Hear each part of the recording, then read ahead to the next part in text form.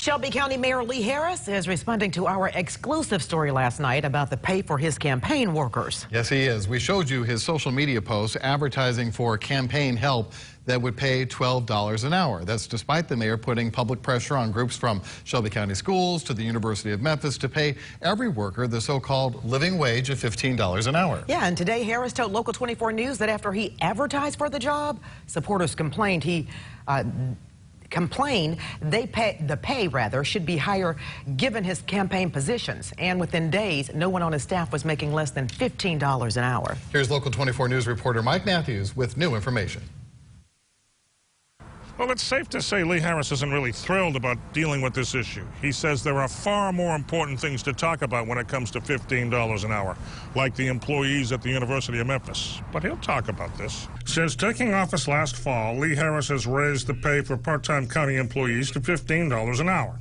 He's been involved in raising pay for Elections Commission workers to $15 an hour. He's now trying to help workers at the University of Memphis. So it did come as a surprise when ads from almost 2 years ago showed Lee Harris was paying less than $15 an hour for campaign workers. I ran a campaign in 2017, 2018, and I believe we paid our workers $15 an hour because we received citizen input that was an important thing.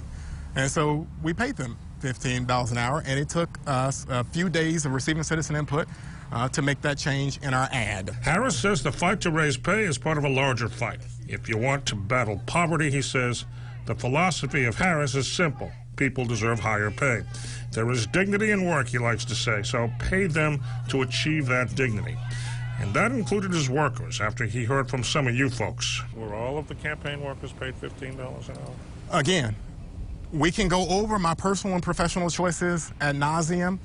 I believe I've paid every campaign worker $15 an hour, and I did it because I received community input, and I did it in just a few days after having received community input. This issue, the $15 an hour issue for workers, that is a main theme of this first term of Mayor Harris.